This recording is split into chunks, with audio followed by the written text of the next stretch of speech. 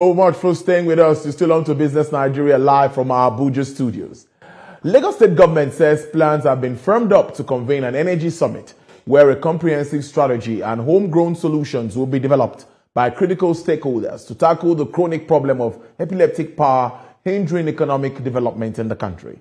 The State's Commissioner for Energy and Mineral Resources, Mr. Biodun Ogunleye, who disclosed this at a press conference in Lagos, said this move is to ensure that the vision of the Energy for All is realized with the context of making the city a 24-hour economic and a choice destination for investments, entertainment and social activities.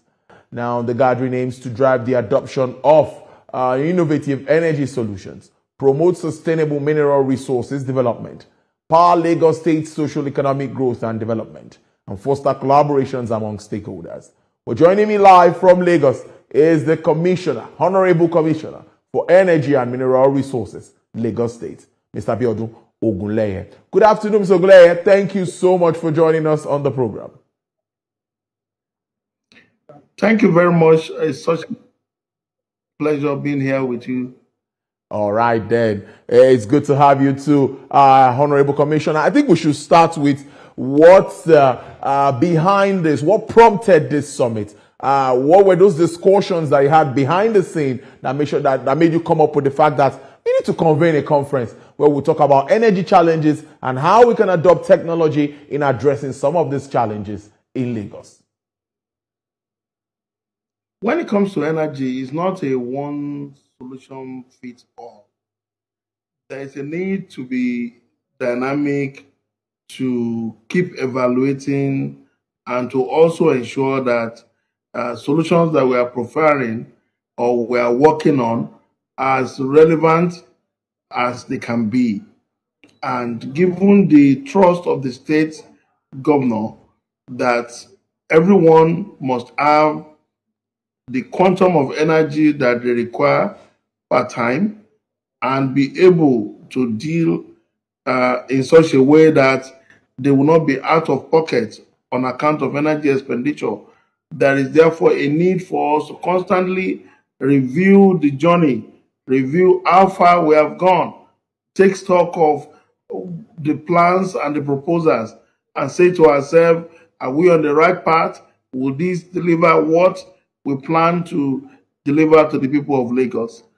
And you know, the starting point for that is when it comes to electricity, the handing over of regulatory responsibility in that space to the Lagos State Electricity Regulatory Commission. And we're set, we're good to go, but there is still a constant need to check all the plans we have put together, the resource plan, the implementation plan, to ensure that everything is in alignment and it will be able to fulfill the vision of the people of the state. Interesting start to our conversation there. And I would also want to follow up that you're talking about a comprehensive strategy here and homegrown solutions.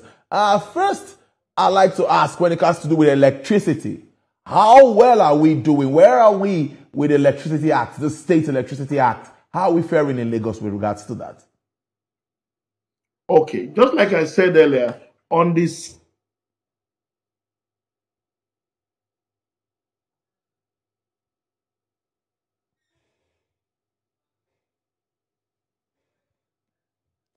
all right, there. I think we're still going to connect back to the Honorable Commissioner and continue this conversation.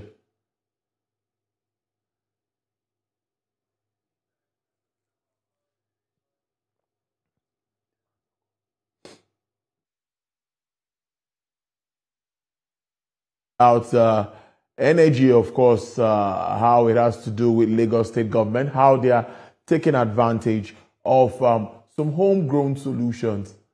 All right, Honorable Commissioner, can you hear me? I can hear you clearly. Okay, please go ahead with your submission. Okay, so after the signing of the law, there is a need for us to take stock of what do we have. Before the law, we have taken a look at the extent of the problem.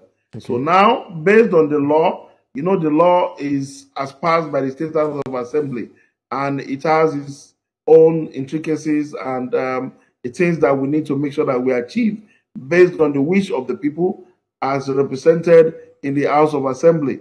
So we have now developed, we have revised our resource plan. Now we have moved on to start looking at how best do we implement the law and given the resources that we have in such a way that in no distant future, the people of Lagos can say farewell to energy poverty, and all of us can start celebrating days, weeks, and months of zero failure in supply in our neighborhood, in our homes, in our businesses. Let me take it again from there. When we talk about affordable electricity and all of that, many will tell you that electricity is not really cheap. I think I saw a report recently, I don't want to quote the figures, talking about how much Lagosians spend on monthly basis for electricity bill. So I don't know if you agree with me that stable electricity is not totally cheap. How do we make sure it's all-inclusive, everyone can get carried along? The principle that makes it cheap is not very complicated. And that principle is based on aggregation. Individually, within the Lagos environment, more than 75% of households, businesses, and establishments have one private generator or the other that they have deployed. If you check that number of deployed capacity against about let me be miserly, against about 50 liters of fuel per day, that means on the average you and I may be spending between 5 and 50,000 naira daily to fuel our individual private capacities. If you extrapolate that, that means effectively we should be spending between 150,000 naira to 1.5 million from the least to the most expensive consumer. Now, if you look at that closely, you find out that that need not be so. Number one, there are cheaper alternatives in renewables. Number two, if our grid is able to work very well, the grid should get cheaper over time. The grid should be a lot more effective and efficient, but we need to reduce the losses associated with operating the grid. We need to ensure that grid availability is higher. We need to be able to also empower those who are operating the grid to be in a position to do more, to buy more capacity, to do more business. So principally, the near term is for us to remove all the glitches in the networks, encourage as many people as possible that have the cash flow and the capacity to use alternative means so that they can be powered individually.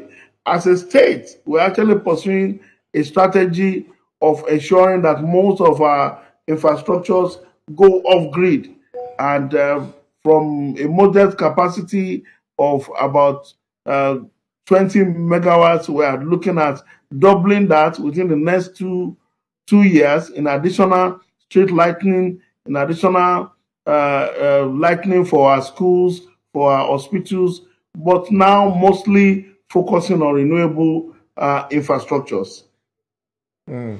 Sounds real good. And I must attest to that fact that Lagos is well lighted than what it used to be. When you're driving at night now from Third Mainland, Ikorodu Road, I can attest to that fact. No lies here. So I think more just needs to be done, and I'm sure other areas have been looked at. I noticed also on the Apapa Oshodi Expressway that has also been fixed, and all of that. So let's go back to our summit now. Journey for energy, or journey to energy for all. That's our theme. So tell us why why we have this team? Why are we looking at this team? We don't want to make a mistake of over-promising. Wow. It's better we promise and we over-deliver. So we are conscious to let everyone know that the resolution of the challenges we face is up to the point where energy will become sustainably available, sustainably priced. It's a journey. It's not a sprint. It's not something that will happen overnight. So we are inviting everyone that have ideas, that are innovators, that are partner with us, that wish to look at what else to do within the sector, to come along with us. Let's think through all the plans we have on board. Let's look at all the issues and let's take this leap of faith together to ensure that in no time that 24-hour city that we desire can come alive in Lagos. Really, that needs to come alive in Lagos. You've talked about innovative positions and solutions that we're also going to be looking at. But what about your relationship with IOCs, companies operating in the country? And also, there was a time where we heard that oil drilling has also started in Lagos. I think somewhere around Badagry area, if I'm correct. What is also happening with regards to that, Honorable Commissioner? See, let me give you more good news. Lagos is now home to a lot of the companies that are drilling offshore Nigeria, both the far and the near offshore. Lagos is home to them. So Lagos is not just home. We are ready to embrace, support, ensure energy businesses have a place to call their own within the city, a place where they can grow, a place where they can plant deep roots and watch it grow. So we are saying what may be the issue. You are looking for land, you are looking for partnership, you need to clarify one issue or the other. Come over the Ministry of Energy, all the supporting service ministries are available to you. We will make sure that your business and the opportunity you seek to explore from Lagos have the best value and the best return as you partner with us. So what more would you like Lagosians to know about this forthcoming conference? It's going to run for 3 days, I guess. Yes, it's running for 3 days. We're starting out on Tuesday, and we expect that come Tuesday, which is the 15th, His Excellency Governor Babajide Sanwo-Olu will be there personally to declare the event open. It will amaze you that it appears that we may have to even close registration right now, but you can watch us online. We are available. Links will be available. You can watch us online. But we are saying don't limit yourself to watching us. As the conversations are ongoing, let's have your input. We are recording every part of this. We are taking all the input very seriously. So we don't want you to just be a bystander in the conversation. We want you to be able to ensure that things are done in a way where proudly you too can say that was my input into what the state is doing. And we want you on board this journey with us. And there's no better way for you to be with us than to get on board, to engage with us, and to ensure that you are part of the conversation. And not only the conversation, as you move on to implementation, as you move on to ensure that every home, every business is littered, you are right there with us, playing your own part to ensure zero theft. You pay your bill, and you are also ensured.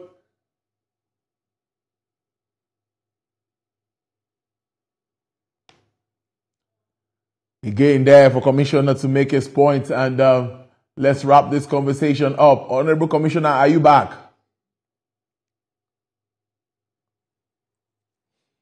Well, issues here around generation, distribution, very important issues that I think government needs to look at. And of course, the significant role in financing and deploying these sustainable energy solutions would be key at this very gathering where these discussions will be on. Honorable Commissioner.